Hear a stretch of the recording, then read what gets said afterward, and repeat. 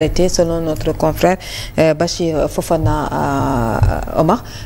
mu jàpp ne moom moo demal de son plein gré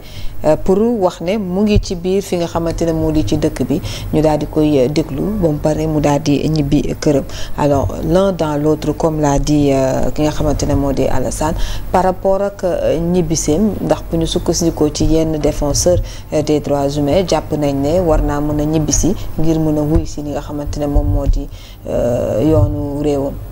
waaw xam nga Madiambal bon d'après man mes informations parce que j'ai pu contacter ki nga xam ne mooy maître William Bourdon xam ne nii bokk na ci ay avocat am dafa ne ma y a eu une arrestation à la demande des autorités sénégalaises loolu la ma wax arrestation à la demande des autorités sénégalaises bon parce que xam nga y a une demande d'extradition des autorités sénégalaises mooy tey ji autorités sénégalaises yi saisir autorités françaises yi pour ñu extrader ko léegi ça doit se faire normalement par le ministère des affaires étrangères aidé en cela par le ministère de la justice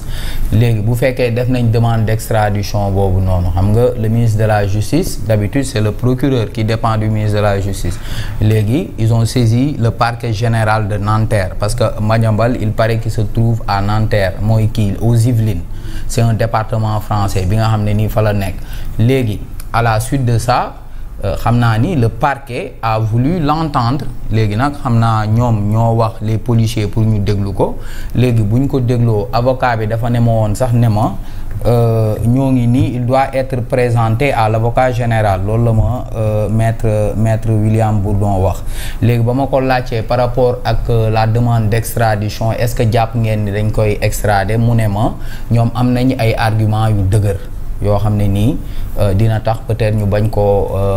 ko extrader ne ma tamit j'ai interrogé aussi un autre avocat qui est sénégalais qui fait partie du pool d'avocats loolu moom tamit loolu la ma expliqué ne ma c'est comme l'affaire Doro Gaye rek comme affaire Doro Gaye nu mu demee gis nga ni y a eu une demande d'extradition mais d'habitude gars yi mën nañ parce que ça dépend du dossier xam nga ñoom ñooy xool ñoom ñooy apprécier mais en tout état de cause première étape bi mooy à la demande des autorités sénégalaises pour ñu extrader ko léegi xam nga français yi ñoom mënuñu jékki-jékki rek extrader ko noonu foog ñu déglu d'abord buñ ko dégloo dossier bi dem au niveau du parquet général avocat général bu jëlee xool léegi nag sous contrôle judiciaire wala xool naka lay léegi nag loolu c'est du ressort du juge parce que c'est la chambre d'accusation moom mooy statuer par rapport ak Madiambal Diagne est-ce que dañ ko war a extrader waruñu ko extrader te loolu procédure la boo xam ne nii mën na jël du temps léegi en attendant pour moom mu ñibbi këram il suffit juste que mu présenter ay garanties bon c'est ce d'après ce que m'a dit l'avocat donc mbir yi noonu la demee parce que aussi xam nga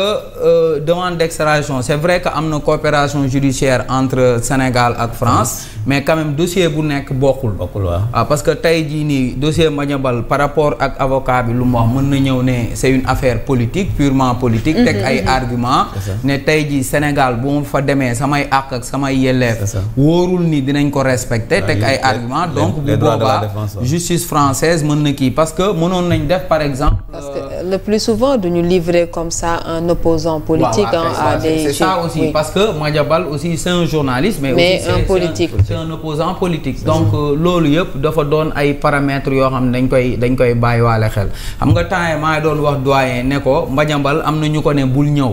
mënu moo woon wax sax kii moo ma wax lii wala lële mais ce sont des sources proches du dossier dañ ne ko bul ñëw boo ñëwee dañ lay jàpp te buñ la ñëwee boo ñëwee dañ lay jàpp te c'est pas sûr que sa famille dinañ leen bàyyi ñëpp dinañ leen est-ce que tey jii nii ñu koy conseiller ne ko maanaam il faut rester là-bas organiser sa défense xool nan la ñuy fexe ba libérer tes enfants parce que ay doomam aussi y a des gens qui me disent que moom ba muy créer société bi day mel ni yow nga créer société dugal ci say turu doom mais duñu ay mais c'est pas ñoom posé wuñu ci ay acte ne ma sax ba muy créer société bi di ci dugal ay turu ay mineurs lañu woon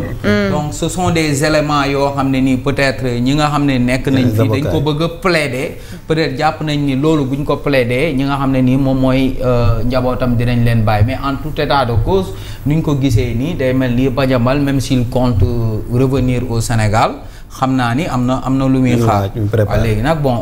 on attend de voir la suite par rapport à l'extradition mais d'habitude ay procédure la yoo xam ne nii day jël temps parce que justice française effectivement mënul jël noonu rek un opposant ce n'est pas automatique quelque chose voilà ce n'est pas quelque chose d'automatique. Merci beaucoup. Des fois, oui voilà mu ngi noonu merci beaucoup alors président bu ñëwaatee ci mbirub Madiambal Diagne alors ñu ngi xaarandi nag peut-être lan moo ci topp donte déglu nañ ko bàyyi nañ ko également mu daal di ñibbi këram. waaw dëgg loolu day moom tey information bi loolu la dañ ko téye wala moo demal boppam peut-être que voilà on ne sait pas mais comme dit Alsane rek l'un dans l'autre mooy il a été à la police française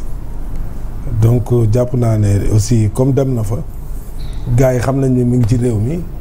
te mandat d'arrêt international aussi am na te am na collaboration comme ni ko Omar waxee entre le Sénégal et la France notamment ñu mën a actionner Interpol donc loolu yëpp day nekk réalité mais man fi ma bëggoon taxaw rek mooy Madiambal bi mu demee moom moo xamle woon ni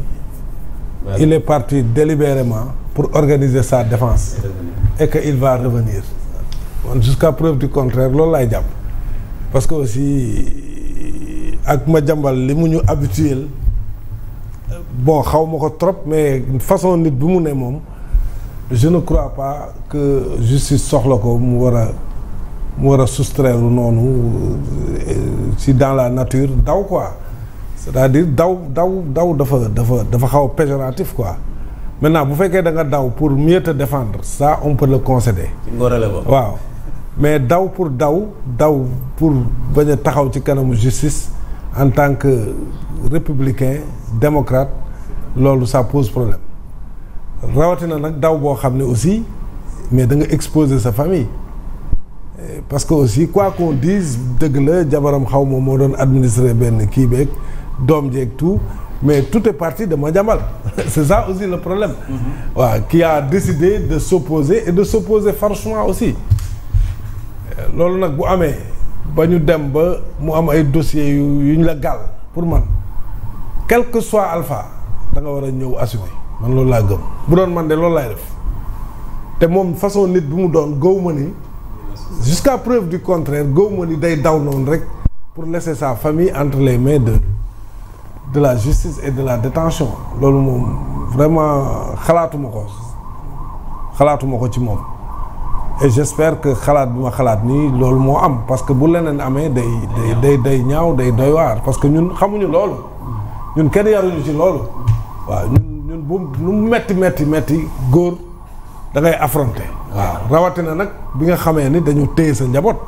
quand même nit mënoo am lu ëpp sa njaboot donc il faut que loolu mu wax noonu il organise sa défense booboog léegi tam mi ngi bëgg a yàgg il faut que li muy teg mu teg ko te ñëw nag wuy si xaw ma dinañ bàyyi sa famille xaw ma duñ ko bàyyi mais comme moom mooy ndeyu mbili gi xëy na bu ñëwee yaa Madiambal justice mënoo ko ci wax lu mu xamul parce que ci la nekkoon greffier la woon bokk ci corps bi donc ab lu bëri xam na ko il est expérimenté c'est un homme averti plus que averti donc il a les moyens d'accrocher wala de s'entourer des meilleurs conseils donc je pense que il a des biens dans ce pays là mënul daw c'est-à-dire mënul daw pour man